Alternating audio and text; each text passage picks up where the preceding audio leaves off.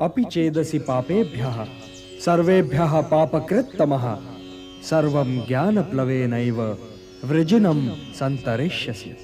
तो तुम भी ज्ञान की नौका में बैठकर पाप के सागर को पार कर जाओ। ये समझ लो पार्थ कि जैसे अग्नि सब कुछ जलाकर भस्म कर देती है, वैसे ही ज्ञान की अग्नि कर्म फल की इच्छा, फल की प्राप्ति न होने पर आने वाले क्रोध और उस क्रोध के सहारे आगे बढ़ने वाले मोह को जलाकर भस्म कर देती है।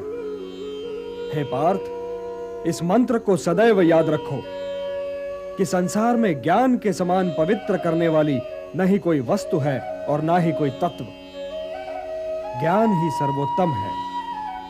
अज्ञश्च अश्रद्धानश्च संशयात्मा विनश्यति नायम लोकोस्ति न परः न सुखम संशयात्मनः। जो अज्ञानी हैं, जिनमें श्रद्धा भाव नहीं है, जो बात बात पर शंका करते हैं, संशय युक्त हैं, वे तो नष्ट हो ही जाते हैं और उन्हें ना इस लोक में सुख मिलता है और ना ही परलोक में। इसलिए हे भारत, संशय को त्यागो और तुम्हारे भीतर जो मुनि बैठा है उसे जगाओ। ज्ञान योगी बनो पार्थ, ज्ञान योगी बनो और समझ लो कि ज्ञान की चरम सीमा ही कर्म संन्यास है। आप कर्म संन्यास और कर्म योग दोनों ही की प्रशंसा कैसे कर सकते हैं केशव? ये दोनों एक दूसरे को काटते नहीं बंधु, और कल्याणकारी तो ये दोनों ही हैं, किंतु इन दोनों में श्रेष्ठ है कर्म योग। वो क्यों और वो कैसे? जो द्वेष और आकांक्षा से ऊपर उठकर कर्म करता है वो तो नित्य सन्यासी है ही, और वो द्वंद्वों से रहित होकर सांसारिक बंधनों से मुक्त हो जाता है। इसलिए जो कर्म संन्यास को कर्म योग से अलग समझता है वो तो मूर्ख है ही। ज्ञानी ऐसा कभी नहीं समझते। कर्म त्याग तो वास्तव में निहित स्वार्थ के त्याग का नाम है पार्थ। इसलिए कर्म योग के बिना कर्म संन्यास की प्राप्ति हो ही नहीं सकती।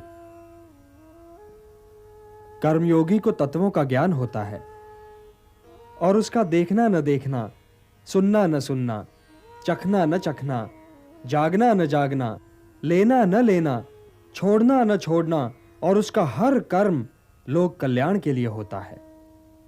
और इसीलिए वो पाप से बिल्कुल वैसे ही अलग रहता है जैसे कमल जल में रहकर भी जल से अलग रहता है। ब्रह्मण्याधाय कर्माणि संगम त्यक्त्वा करोति यः लिप्यते न स पापेन पद्मपत्रम इवाम्भसा।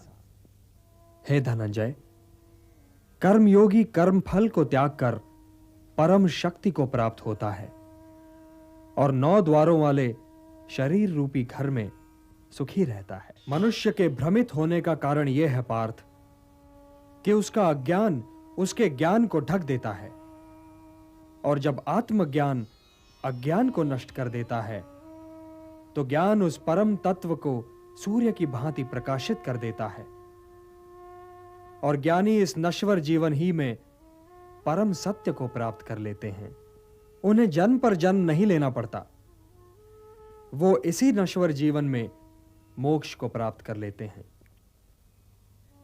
तो हे पार्थ, यह नश्वर जीवन बहुत ही महत्वपूर्ण है, क्योंकि इसके उपरांत तुम्हारा आत्मा तो अवश्य होगा किंतु तुम नहीं होगे। तो इस नश्वर जीवन काल को अर्थपूर्ण और समाज के लिए कल्याणकारी बनाओ पार्थ। ज्ञान प्रकाश है, तो इस प्रकाश को प्राप्त करो, और यदि तुमने ऐसा कर लिया तो इन भ्रमों में भटकने से बच जाओगे जिनमें आज भटक रहे हो, और यदि भटकने से बच जाओगे पार्थ तो तुम्हें शांति मिलेगी। हे धनंजय, शांति का सीधा मार्ग मैं हूं। जो मुझे हर यज्ञ का लक्ष्य, हर लोक का स्वामी और हर प्राणी का हितैषी मानते हैं, वही शांति पाते हैं। यदि तुम मुझे अपना हितैषी समझते हो पार्थ, तो मेरा कहा मानो और युद्ध करो, क्योंकि यह युद्ध किए बिना तुम्हें शांति नहीं मिल सकती। अपने धर्म से भागने का मार्ग शांति की प्राप्ति का मार्ग नहीं है पार्थ।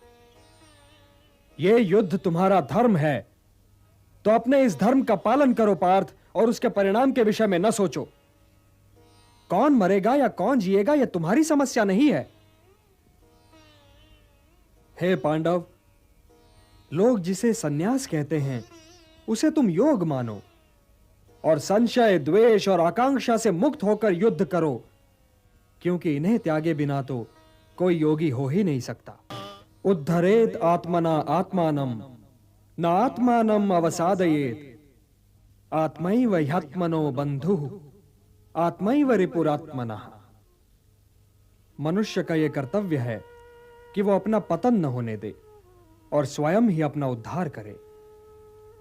मनुष्य स्वयं ही अपना मित्र भी है और अपना शत्रु भी।